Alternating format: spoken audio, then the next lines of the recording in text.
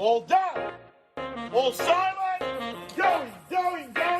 Gone. So congratulations. Welcome to the Current Market Insights podcast, brought to you by Harris Partners Real Estate. Each episode, we chat with real estate author and industry leader Peter O'Malley to discuss the current property market conditions and provide insights to assist you on your property journey.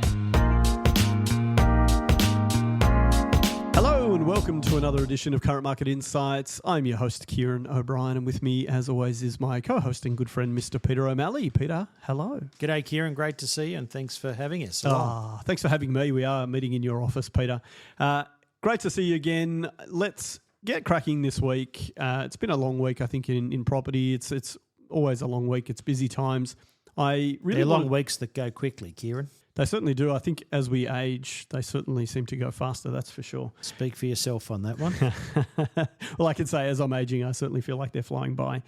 I wanted to start today, Peter. I saw an article written recently talking about how Sydney's rentals tripled the next most expensive city. That's the headline.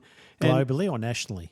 Globally. Globally, so right, okay. We've talked heaps and heaps about rentals in Sydney and how there's been growth, there's been changes from COVID lows. You know, it's been a really labile time for tenants and for investors out there.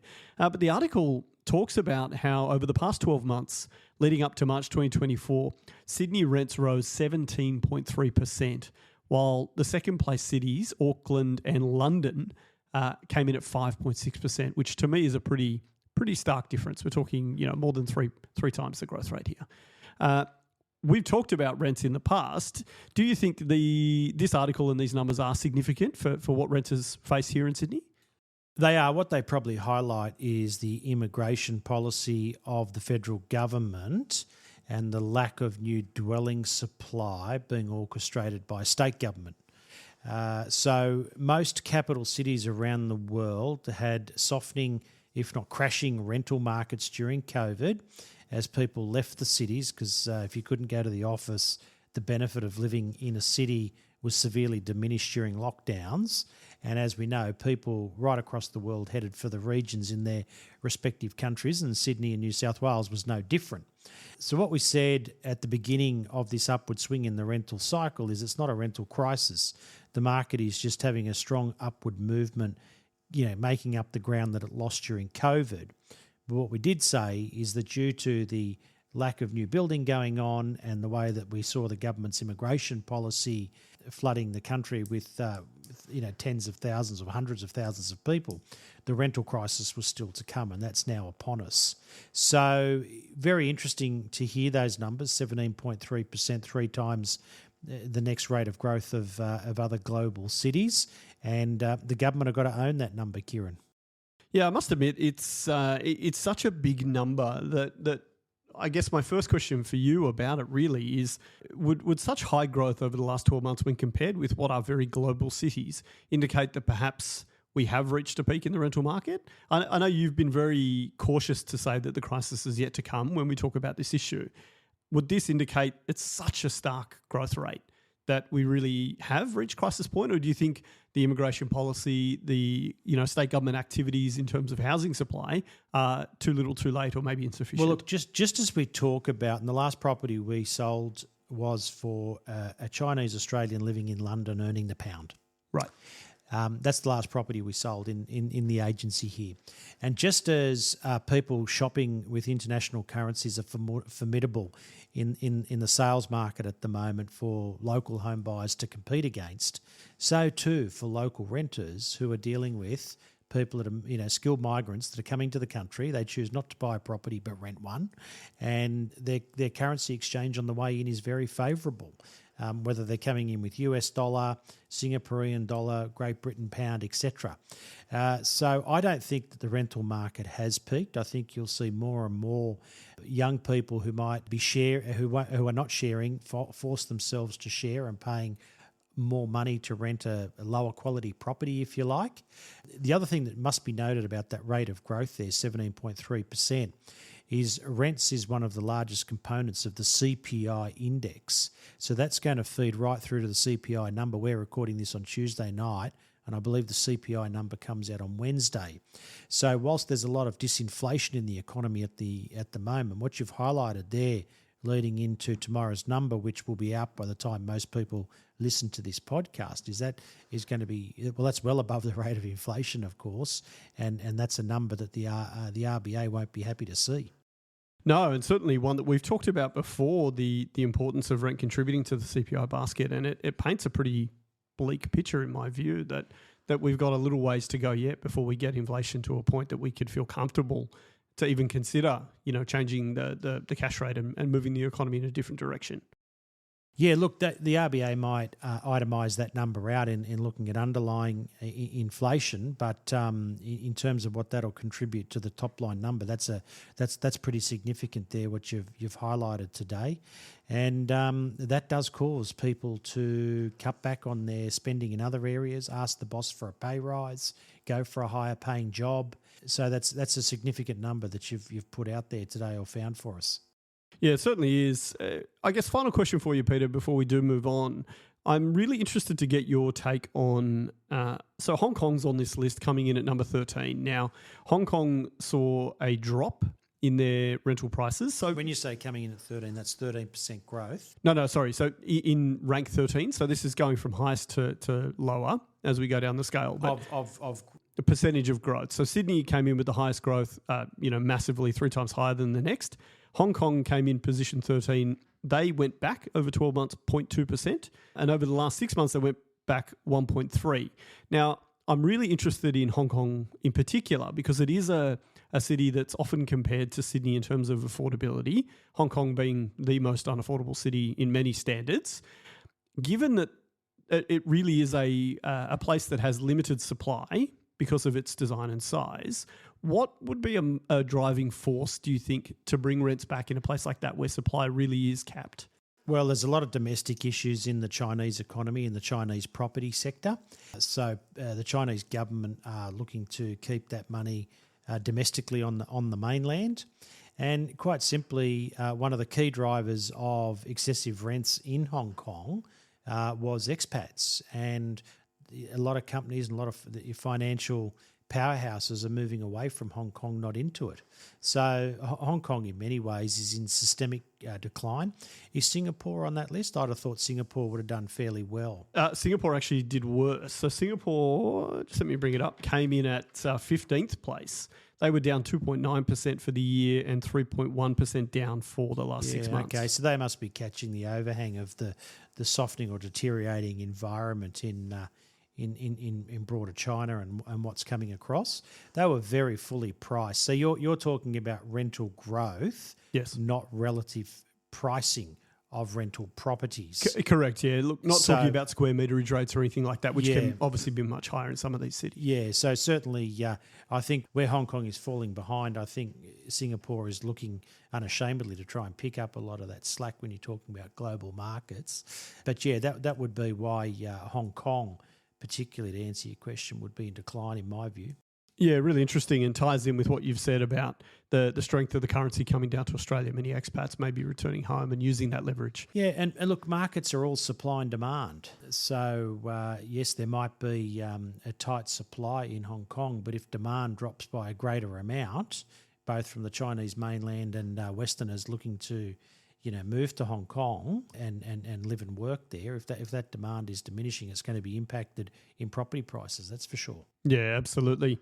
Look, great discussion, Peter. I'm glad we talked about that. And it segues really well into what I wanted to talk about next, which is you touched on the state government's plans. We've touched on it briefly, building high-rises to try and address the housing shortage. I thought it might be a good chance to talk about some of the risks in off-the-plan purchasing for our listeners, given that my assumption would be many of these schemes will effectively involve off-the-plan purchasing for people looking to get into the market.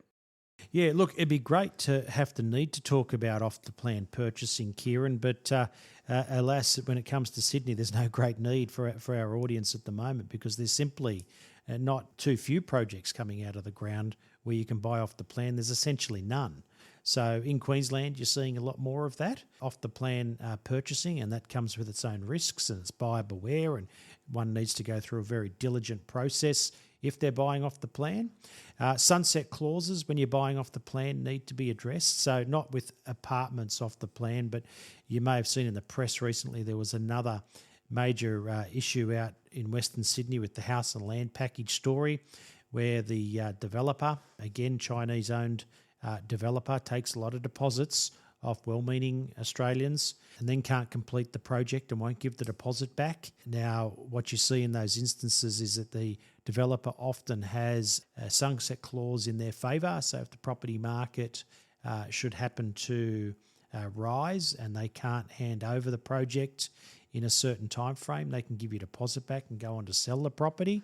But conversely, they can hang on to your deposit a lot longer than you would like, and you can't go out and purchase another property because you're locked in a contract with them. So the distress that we're seeing in what you might call off the plan purchasing is not happening in the apartment market because there's simply next to none being built. But yeah, certainly beware if you're going out and buying a 300 square metre block in what's now a cow paddock and you're being told that it's going to be the newest and best housing estate in New South Wales in a few years, because a lot of people are getting stung by that one. Yeah, certainly a lot of signboards up talking about developments and potential, but not much to that potential, that's for sure. Well, the ramifications of Evergrande and Country Garden in China were always going to have a monumental ripple effect, and it is hitting our shores here in New South Wales and Sydney. There'd be broader ramifications from those two powerhouses, going through the economic collapse that they have. So you need to know who you're doing business with, because they all use Australianised wording and branding, and you'd think they're a local homegrown company until you scratch a bit further and you realise that your deposit's being held by some offshore entity. Oh, look, common across all sectors, construction, there's many companies that are traditionally Australian that have been bought out and the money doesn't stay here and you'd never know. Some good points there, Peter, and ones that we can definitely touch on if the New South Wales government ever get their bums into gear and start actually building some affordable housing. But you've mentioned a couple of things in that talk to buyer psychology, which I think we haven't really talked about on the podcast for a little while. I occasionally ask you, what are the buyers like out there at the moment and what are the pressing kind of concerns? But I thought it might be nice just to revisit the topic and get a sense of what the conversations are like out there with buyers at the moment and who you think or what types of buyers are presenting themselves and what issues are they facing. Yeah, look, high activity levels still, which is good. So high activity levels is defined as people that want to talk property, attend open houses, maybe double back for a second or third inspection, make opportunistic offers. They're tad cautious in making those offers, if you like. They're having a good look at what's out there. One of the things, and I saw that Louis Christopher commented on today, the auction clearance rate has stabilised in the last few weeks, and that's largely driven by stock levels beginning to tighten.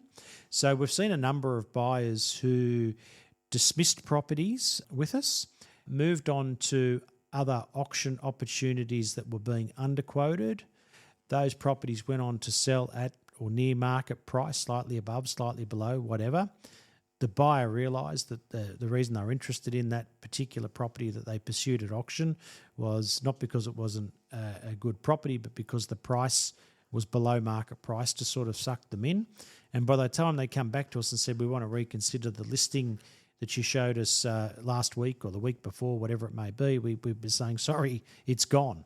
So this is a really interesting time of year for buyers because they've enjoyed reasonably good stock levels on and off throughout the year, but it is winter from Saturday onwards and buyers will see stock levels tighten and vendors reluctant to come to market on the whole, and particularly for housing. We're seeing some fairly solid results come through, results that vendors can be very happy with. So you mentioned there that buyers are making opportunistic offers, being a little bit cautious. Do you think that psychology is tied to the interest rate story that we've talked about and the uncertainty around cost of living? Or do you think there's some other factor at the moment that's influencing people? I think buyers are just aggrieved at what they've got to pay to secure a property in Sydney at the moment, in an environment where interest rates have gone up 13 times in a row, 4 of which were double hikes. Right. Do you think, though, I can actually relate to that. I understand that sentiment. But do you think that people are smart enough or wise enough to recognise that this kind of, this is the status quo potentially, and this is just where property is from now? This is where the whole underquoting story distorts the market, where they'll look at a fairly priced listing and say this is overpriced. And when the agent questions them and says, well, what are you basing the fact this is overpriced? They point to an underquoted auction campaign and say, well, they're quoting, $1.5 million down the road for a house very similar to this one that you're quoting at 1.75. And it's like, yeah, but if you turn up to the auction, the 1.5 price guide turns into a 1.9 sale. Surely you can see that. Now, when buyers are conditioned week after week with that happening, they become a lot wiser to the fact, but that is something that's impacting on how buyers perceive the marketplace at the moment. I must say the overs that are being achieved in the marketplace at the moment are very much the housing side of things rather than strata title. It's not that strata title's depressed, it's just that it's more stable and we're not seeing the same upward price pressure in strata title properties that we are in Torrens title. So actually, I'm glad you raised that point. During COVID, we talked about how buyers were really favouring freestanding homes, looking for the extra room, the office, the whatever it might be. Do you think that the buyer approach or the buyer requirement has shifted now that I'm not going to call it the post-COVID era, who knows what this era is, but do you think that people's needs have changed fundamentally in Sydney in what they're looking for in property? And have we seen a bit of a shift in you mentioned houses are certainly driving growth at the moment, but is it just happenstance, or are we still in that phase where people are actively looking for the freestanding home over strata? I think the housing market is stronger because there's fewer of them relative to apartments. And when you look at planning policy, we don't know what the New South Wales government will end up being able to execute as far as dwelling supply goes. But as far as the inner city goes, that there'll be more apartments into the future and there'll be less houses. Now, when we look at the type of person that is moving to Australia, they're skilled migrants. They're not the backpackers that we've seen in the past. They are skilled, cashed-up migrants, and they're coming in and buying housing. There's just no two ways about it. There was an article in the Telegraph that we discussed last week about the amount of offshore buying that we're seeing. Tensions are pretty high in Taiwan. It's unsurprising that the Taiwanese are one of the biggest buyers of Australian real estate at the moment. So I'm not sure. Australia saw the Japanese in the 80s buying up real estate en masse here, of course, and then the Chinese through the first 20 years of the 2000s were buying up property in Australia. But I don't know that we've ever seen people globally looking to get in on the action in Australian real estate like they are at the moment. And we go back to that discussion we had last week in the podcast, Vietnam, India, Britain, people earning the US dollars, expats that are working overseas and got really favourable currency exchange. As far as the property market goes, both sales and rentals, the Australian dollar is too low and it is inviting too much money into both markets. Yeah, you just hit me with a bit of nostalgia there, Peter. I think it's really interesting you highlight we have had generational buying in this country for a long time. It was the Greeks and the Maltese and the Italians and whatever else through the early years, and then the British and whatever. And I do feel like we are in a period now where it's a free for all, and anyone and everyone who's got a bit of money and a favourable currency can come here and buy. It certainly paints a bit of a picture for people out there trying to buy that if you do want the house with a bit of space, it's a tough ask at the moment. And that's why I said what's buyer psychology at the moment. I think the local buyers are aggrieved at what they've got to pay to own a property at the moment. And so they should be. Perfect segue, I think, Peter, to head into the last segment for tonight's episode. Our market wrap, you mentioned Louis Christopher earlier. As we know, he heads up SQM Research. What's his number say for us this week? Look, a clearance rate of 53% on 827 auctions. Interestingly, there was a clear line as to the number of properties that sold prior, 236, versus sold under the hammer at 205. Of those total scheduled auctions, of the 820 total scheduled auctions, 96 were rescheduled, which is interesting. That's you're running at nearly 15% there. 17 were withdrawn. 247 were re-advertised private treaty. Wow. That's a really, really What's big that, about number 30% from that? And that just tells you if 247 auction campaigns out of 827 are re-advertised as private treaty, that just tells you that too many agents are putting the wrong properties to auction. To have an auction, you really, whether you believe in the process or not, you really need somewhere between 3 and 5 parties to have a really good auction. How do you have an auction with one buyer? It's very hard. How do you have an auction with no buyer? That's even harder. So agents go to this training, they get all pumped up on, I'm going to go and have these crazy auctions and my clients will love me at the end of it. But the data's just not supporting that. In saying that, I think given the challenges that the market's facing, cost of living, rising interest rates, rising unemployment now, and we'll see what the CPI says tomorrow, I think the clearance rate maintaining itself over 50% is a good result in and of itself. Yeah, I was just going to say, I think it seems to be holding firm, which is an indication that there is still buyers out there that have the money and the will to purchase. I did go to an auction on the weekend, and the first thing that really struck me was how at the end of the auction, the only people high-fiving were the agents. And all the onlookers were, surprised with the price. I wasn't. It was, to me, seemed like an obvious underquote. But it's just funny to watch from all the people there. The agents were all high-fiving each other at the end to celebrate, which really is just typical of what we've talked about in the past. Yeah, indeed. Well, that's why if you ask a real estate agent how the market is, they'll talk about high clearance rates, because high clearance rates are good for real estate agents and high prices are good for vendors. It's certainly true, certainly true. Really great chat today, Peter, as always. I appreciate you coming in and talking to us. Pleasure. Thanks, Ciaran. Thanks, Peter, and thanks to everyone for listening to Current Market Insights. We look forward to speaking with you next time. Thanks for joining us on the Current Market Insights podcast, brought to you by Harris Partners Real Estate, the podcast providing real estate insights you won't find anywhere else.